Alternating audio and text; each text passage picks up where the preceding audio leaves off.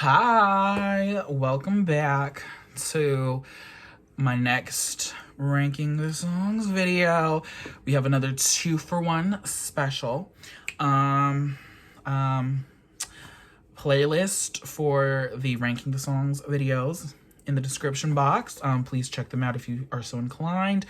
We've done NCT, Eyes One, Day 6, Red Velvet, ATEEZ, and NCT Dream so far. I believe that's all of them. And so now let's just begin. Tomorrow by Together was a long-awaited, highly anticipated second boy group to come out of Big Hit Entertainment after the success of BTS. The little brother group to BTS managed to create their own sound to stand apart from their label seniors and become one of the new fourth generation boy groups that I fell in love with. I was very excited when they were like, it's coming, and then it was here, and I was like, ooh, I like this. I'm here for it. I'm tuned in. So we're going to first be ranking TXT's minisode 1, Blue Hour. 2020 saw the release of 2 mini albums for TXT, The Dream Chapter Eternity and minisode 1, Blue Hour. Minisode 1 was the second release of the year. And it really struck a chord with me because I hadn't been a huge fan of... Sorry, I'm continuing to move this. I hadn't been a huge fan of The Dream Chapter Eternity. I was like, weakest album so far. And I still think that that's their weakest album. Sorry. So when I heard the previews for minisode 1, I was excited because it sounded like it would be super solid, something that I would thoroughly enjoy, and I was right because I wasn't disappointed in the slightest. So 5 songs, 5-1, you know how we do. Coming in at number 5, We Lost the Summer. I already hear someone in the background going, how could you do this? Anyways, this song's message is like losing the summer. Also, it kind of tied into what happened in 2020 that's still happening. Like very fitting for their youthful image, since teenagers and kids really are the only ones who don't have a lot to do most of the time during the summer season. Like, it's summer vacation, you're out of school, you know, unlike people with jobs. So right off the bat, I liked the clock ticking sound in the intro, signaling loss of time. It's an enjoyable song. I just don't really connect with it, even though the majority of the time when I listen to the songs, listen to K-pop, I don't take into consideration the lyrics, unless there's like English lyrics here or there that I'm like, okay, you know. But after kind of learning the meaning behind the song, it sort of disconnected with me because I'm an adult, and if I was a teenager and this had come out when I was a teenager, I might have connected more with it, given the circumstances of what was going on in 2020. But I just feel like as an adult, and I was working almost every single day, the lyrics and the message just didn't mean as much to me, and that kind of disconnected me from the song. I don't have any other issues with the song aside from that reason. It's a good song to listen to. It comes on in shuffle. I'm not skipping it. Like, usually when I put the songs last, it's like, okay, yeah, they come on in shuffle, I'll let it play, but I'm not seeking it out. So that is We Lost the Summer at number 5, and then coming in at number 4 is Way Home. When TXT first debuted, I didn't know that they had an R&B side to them. Should have known though, because a lot of groups tend to make R&B based songs at least once in their life. And then they threw 20 centimeters at us, and I was like, okay, I see you. We're here. This sounds like 20 centimeters' cousin. This being their second really obvious R&B genre song in their discography. I don't have any issues with this song either, and it's a good song to listen to. I just don't listen to it as often as the other songs I have yet to talk about. It was fun to hear another rap in one of their songs, though. TXT's quickly become a group where they've demonstrated that they don't need that mandatory K-pop rap in their songs. So now it's sort of become like a shock, I guess, when they do include a rap, because A lot of their songs, majority, they're just singing. Like, yes, there was a lot of raps on the first mini album, but there's a huge chunk of their songs where it's just the five of them singing it. So it's like, oh, nowadays I'm kind of like, ooh, there's a rap part, you know? So number five is number five. Number four is Way Home. And then it's the top three for me, baby. It's the top three all day, okay? This top three on this album, creme de la creme. Definitely some of my favorite K-pop songs of 2020, possibly of K-pop in general. So coming in at number three is Ghosting. And this kind of pains me a little bit. I feel like these top three, we could take anybody's ranking. If any of these three songs were number one, I would be like, completely agree 100%. I'm here for it, you know? Same thing when I did the Red Velvet Red Summer, the top three for that album, I was like, they could be number one, and I would say, hell yeah. So I feel like this is the same for this one. So number three, though, is Ghosting. The sound and the style of this song is what sold it for me right off the jump. They came in with these slightly distorted vocal intro, and then it finished, and it comes in this spacey retro instrumental that just hits me in the face and brings me so much joy. I felt like that was such a great sound. It was so good. It's so atmospheric. It feels like this could have easily been a song off of some teen movie, or from Stranger Things. It definitely gave me like, ooh, this sounds like it could be definitely on a playlist for Stranger Things. That's the sound. I discovered last year that I really dig this sort of retro pop, retro alt rock sound. It's a vibe, and I'm totally here for it. Other parts of the song that I like are the breathy vocals, which sound really great in the verses. Subin's vocal showcase, though, at the end of the pre-chorus when he sings the ascending line, all day, all day.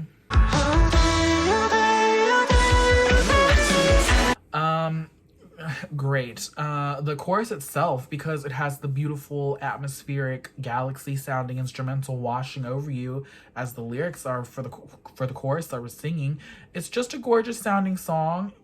And, you know, usually people are like, the ballads sound gorgeous, they sound pretty, but this is not a ballad. This is definitely a fast-paced song, and it sounds so beautiful start to finish. I absolutely adore this song. It's so good.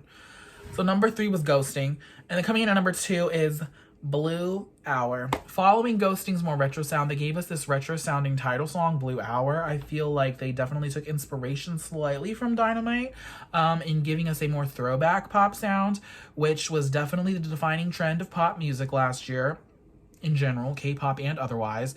And the groove, the funk of the bass, and the pure happiness of this song carries through the entire way. It's a party, it's super catchy, and I found the lyrics from multiple parts of the song getting stuck in my head for days on end since the release of this album. Mostly the English parts, you know.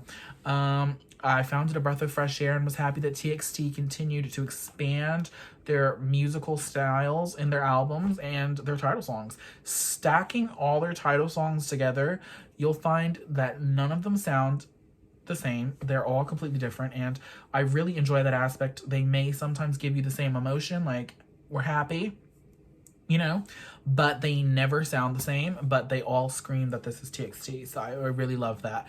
Blue Hour is definitely one of my favorite title songs of theirs, following Crown at the moment. So number two is Blue Hour. So obviously, you know, number one is Wishlist. This is such a fun, phenomenal song. From the album preview, I knew that this was going to be the song for me on this album. First time hearing it in full, I honestly don't think I stopped smiling, especially when the chorus hits with its full energy. The song gave me like early One Direction, late 2000s, early 2010s pop, where it was pretty much like have a good time and be happy. This song is just so cute, and of course, me and my preferences. You know, I love a good, catchy, cute boy group song. This song is pretty much all the elements that I love in K-pop songs in general, because it has a very catchy chorus. This is probably one of my favorite choruses in K-pop at this point. I love this chorus so much. Every single time it comes on, I have to sing along. And then they also gave me a series of catchy O's in the bridge. And, you know, I've said it multiple times. I love a good O or whoa moment, or a la la la or a na na na. I love those types of things. If they can be super catchy, I'm here for it. I love that I can put this song on my speakers or headphones and just get lost in the good feeling of the song. Such a serotonin boost, in my opinion. Anytime I listen to the song, I can't help but smile and feel better. Towards the end of last year, I was definitely not in the best mental state.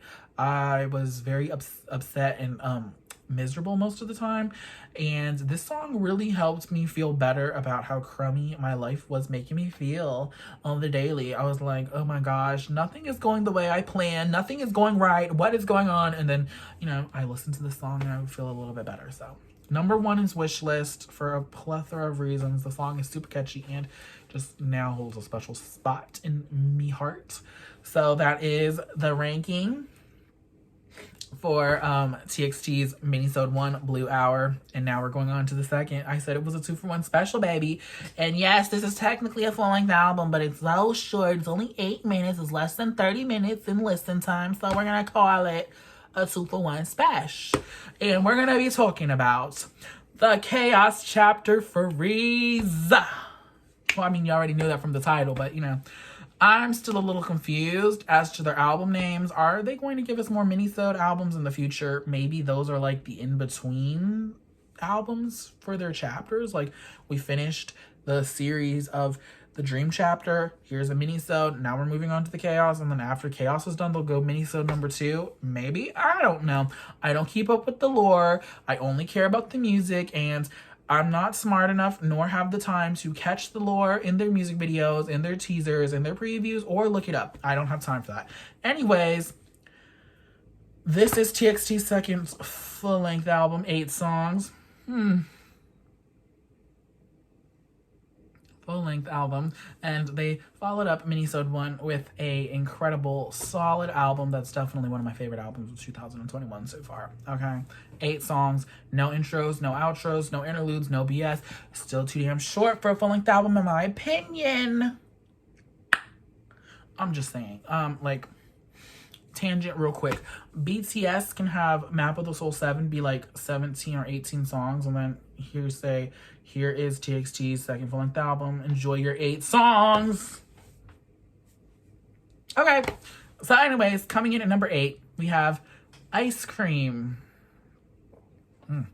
Ice cream, you scream. We all scream for ice cream. Haven't we heard that a million times as a kid and in general? I could not stand and still cannot stand those lyrics. The melody of the song is catchy though. So when that cringy line in the chorus comes on, I do sing along to it when I'm in the car, but this song is not one of my favorites. I'm not sorry about that. It gives me this song gives me filler track on the album. Plays it safe. It's not terrible. It's just okay with being decent. I will say that from the first listen, though, I've grown to like the song a tiny bit more. Because at first I was like, this is really not the move. Because of that damn lyric. I was like, I don't like that. I was like, no. But now I'm a little less harsh, even though it doesn't sound like it. I'm a little less harsh about my feelings towards the song. It's passable, but I definitely would not seek this out on its own. I would not be like, oh my goodness, I'm in the mood to listen to Ice Cream by TXT. That would never happen. Maybe if I saw it live, my feelings would change a little bit because that's happened before in the past. But as of right now, I'm like, filler song at its finest. Sorry. Number 8 is Ice Cream. Coming in at number 7, though, is No Rules. The funky synth bass line, the groove of the song. It's a fun time. It's a fun song, giving us flashbacks to the retro style that they gave us in Blue Hour. We love to hear it. And I love this chorus. It's so catchy and gets my head bopping. Very catchy chorus. This song, to me, fits in with their other songs like New Rules and Drama. they all kind of follow in that same sound style. I really love the instrumental that comes after the second chorus though, and then the horns come in the next section of the song. I love that. It was fun. It was a good time. Yeah, I just really enjoy listening to this song. It's very fun, and No Rules is number 7. Thanks, No Rules. Coming in at number 6, Balance Game, or What If I'd Been That Puma. See, if I knew more about TXT's universe, the whole obsession with pumas would make more sense to me, but I don't know. I'm just like, Puma? Okay. Anyways, this song right off the bat, it's obvious that there's a ton of auto-tune in this song, but I don't hate it. I don't hate it. Yes, there's a lot of it in the song and it's very present, but it didn't bother me. Sometimes when I'm like, oh my gosh, that's way too much auto-tune, I'm like, bleh. It gets on my nerves, but I didn't have an issue with it this time. This song is just so bouncy and so catchy that the auto-tune didn't really stand out after the first few listens. I was like, it's just part of the song. It's fun. It's cool. It's a choice. And once again, we get rapper Yeonjun. I love when he raps because I think his voice is just so unique. The constant piano chords, they're very bouncy piano chords. In the instrumental, the bass line in the first part of the chorus, the part is like pick your dab A or B part, you know. Pick your dab A or B, that bass part, I like that. And the electric guitar motifs throughout the song. I just think it's a super solid and great song on the album. I understand though, if you're like auto-tune, I would understand that you would put the song lower. I enjoy the song though, I do. Now we're at the top 5 and boo. Y'all know. No, I've done this a lot on my past rankings. Top 5. Solid shit. So coming in at number 5, Magic. It almost pains me that this song is my number 5, that it's ranked to number 5, because I love this song. And the top 5 trend for full-length albums in my rankings just continues to remain strong. I love that nowadays some K-pop groups just give us an English song on their album and not an English version of a Korean song. They're just like, this song was made in English and we're singing it in English, and TXT sounds so great. If I didn't know anything about TXT, I wouldn't have been able to tell that English was a second language to them, because their pronunciation in the song is fantastic. Like No Rules on this album, this song gives more of a retro vibe, and it's still a pretty fun time, keeps up with the fun energy, even though they're talking about having a broken heart, but you got to take a chance. Every time this song comes on while I'm driving, currently this album is in high rotation for when I'm driving to and from work. I always sing along to this song. And I love that when it's like an English song, or there's a lot of English in K-pop songs, it's easier for me to sing along. I mean, I do sing along to the Korean parts because, you know, I can read Korean and everything and stuff. But, you know, it's always easier to sing along to the English lyrics when you don't have the lyrics in front of you. And I'm here for more English songs from TXT in the future if they so choose to give us more English songs in the future. Number 5 is Magic. Freaking fantastic, fun song. Coming in at number 4. Like with Magic, this almost pains me that it's number 4 because it could easily be number 1. They delivered a solid album. Number 4 is Dear Sputnik. This song right here. If I ever get the chance to see TXT live in a concert, I need them to perform this song, because blasting it in a concert setting would make me lose my mind. I feel like Dear Sputnik and I Know I Love You, and to a lesser extent Frost, go hand in hand, since they definitely experimented with the rock sound the most on this album. And I'm also finding that I'm liking rock and alt rock sounds and genre more than I had in the past. In the past I was kind of like, not my genre, not for me. Now I'm kind of like getting into it. I'm kind of getting into some of these alternative rock groups. Since 2020, I've kind of been experimenting, delving in, stepping in lightly. So I'm really enjoying this sound. the chorus. The chorus. When it hits, I definitely get lost in the sound and I'm bopping my head. I love the song, that the song takes me higher and just puts me in a good place. Also the post-chorus, there's some catchy O's in the words. I'm totally 100% here for TXT doing more songs that have this sort of style because it worked so well for them. Dear Sputnik and the next song were battling it out neck and neck. So technically they could have been tied, or this one could have been above the next one, and I wouldn't argue with it. Like with Magic, it kind of pains me, like I said, that this is fourth because I vibe with this song so heavily, but the last three songs I also vibe with really hard. So number 4 is Dear Sputnik. Fantastic song, fantastic. And coming in at number 3, Frost, just barely ranking above Dear Sputnik. In a parallel universe, they could be tied. This song gave me whiplash when I first heard it because I was not expecting them to throw this at me. I was shocked. Like, I'm so shocked. Bitch, me too. The emotion in their voices, the power, the growl, I was like, whoa. Especially in the chorus, the vocal delivery for that part, I was like, I was not expecting that. But TXT, they did that. And this beat goes all the way off. And then there's this part in the pre-chorus. There's this arrogant, manic sounding laugh that happens right at the end of the pre-chorus. It's like... And I'm just like, I don't know who's doing that part, but they got me all the way messed up. I think it might be Huning Kai, because he starts the chorus. I don't know. It's probably him.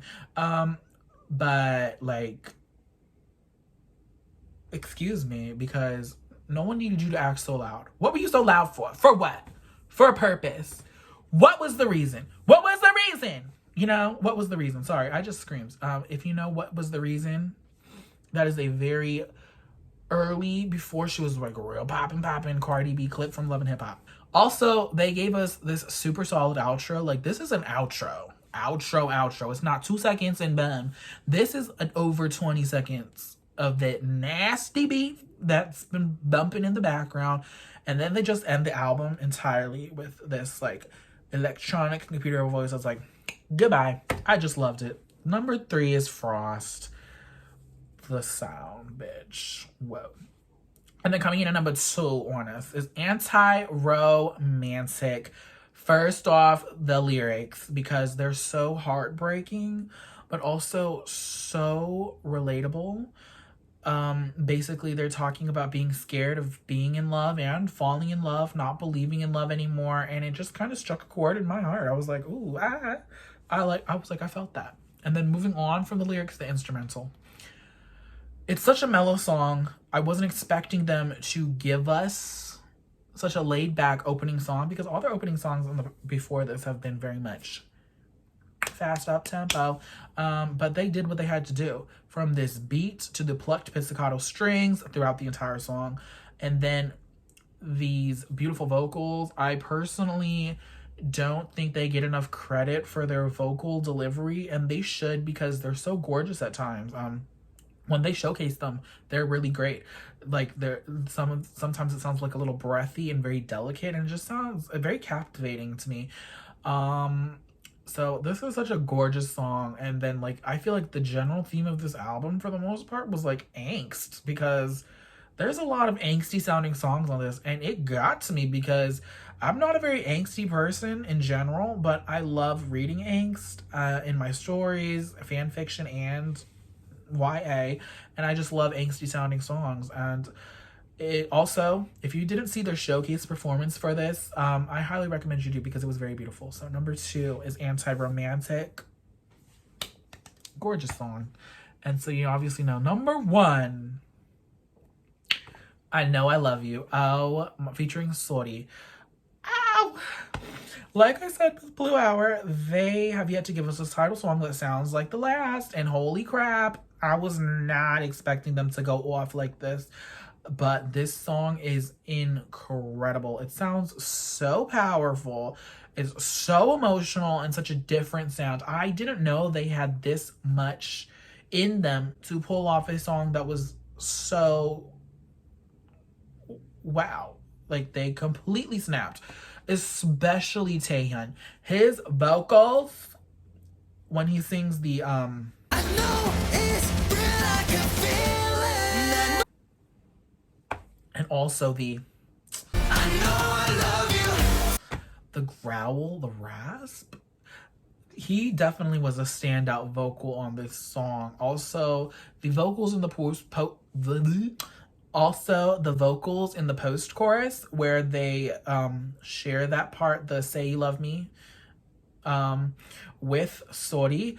The voices just mixed so well together. I definitely need to check out her music. I don't think she has a lot yet, but because of this song, I want to hear more of her because I liked her vocals. It sounded really nice. These lyrics, oh my goodness gracious, these lyrics are pretty intense. This song is just everything and then some. It's catchy, but it's not bright catchy. This is a very dark sounding song. But like with Dear Sputnik, obviously though, we would get to see this performed live in the concert because it's a title song and usually groups perform their title songs.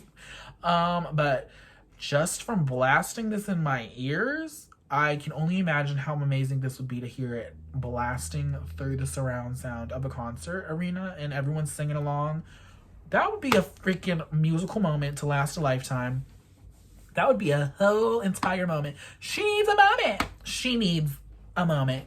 She is the moment. So number one is I Know I Love You. So ranking for TXT, and iCard above will have the previous ranking video as well as whatever other video I decide to throw in there. Check them out if you're so inclined. Thank you for watching this ranking video. I forgot to mention this in the beginning, but Pandamon, the great and wonderful friend that she is, she recommended that I do a TXT ranking for my next one. So here we are with TXT. Hopefully our rankings are more similar than how they were with ATEEZ and Red Velvet because they were like polar opposites. And I was like, I respect it.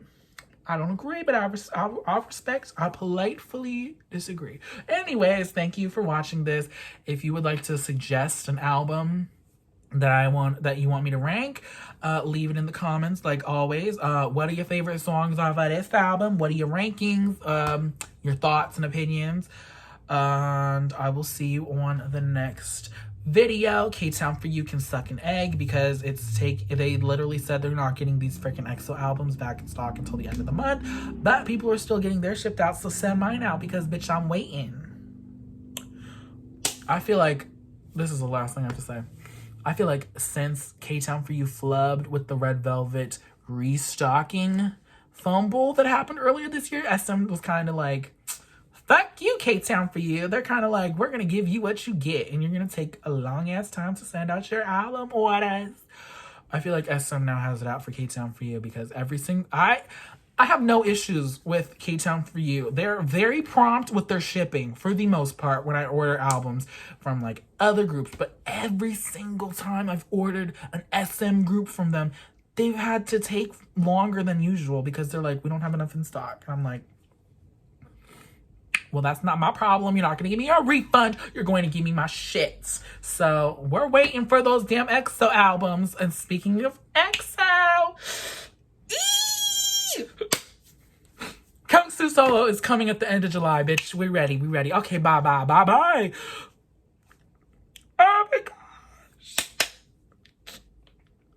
Watch your ears. Ow! Oh shit! This is going to be the next moment. This is going to be the moment. It better be the moment. If it ain't R&B, bitch, we're gonna have a problem. But I'm so excited. This man deserves it. He deserves it. It's gonna be so good. It's gonna be so good.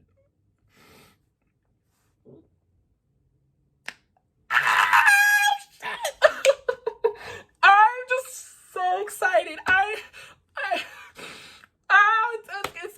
immaculate. It's gonna be everything. It's gonna be everything. Oh my gosh. Oh my gosh.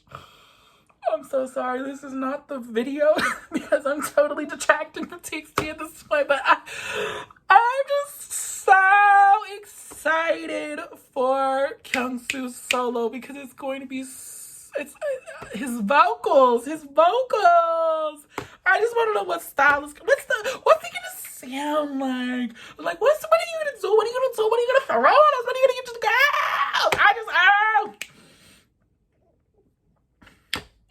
It better be amazing. It's gonna be amazing, but it better be amazing. SM, don't fuck it up. SM, do not fuck it up because it better be great. It better be fantastic. It better be some R&B on that bitch. There better be some R&B on that bitch. You better give us that R&B because we all know his voice suits the runs. He be running up and down. Oh my gosh. Kyungsu is gonna destroy it. Kyungsu is gonna fuck it up. He's going to step on our necks and he's gonna continue stepping on my neck because it's gonna be incredible. I already know. How many versions? Because boo, I'm ready. Kyungsu is that. Kyungsu, do the damn thing, boo. Do it. Yes! Okay, I have to go. Bye.